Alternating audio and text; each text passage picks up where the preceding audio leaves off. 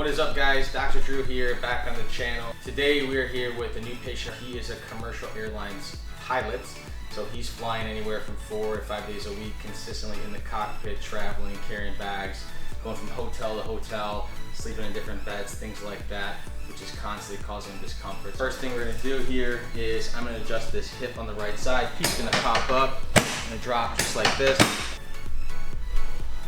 Nice, good. Good, relax his chest. Perfect, good.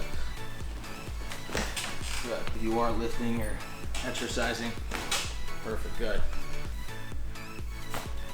Woo. Awesome.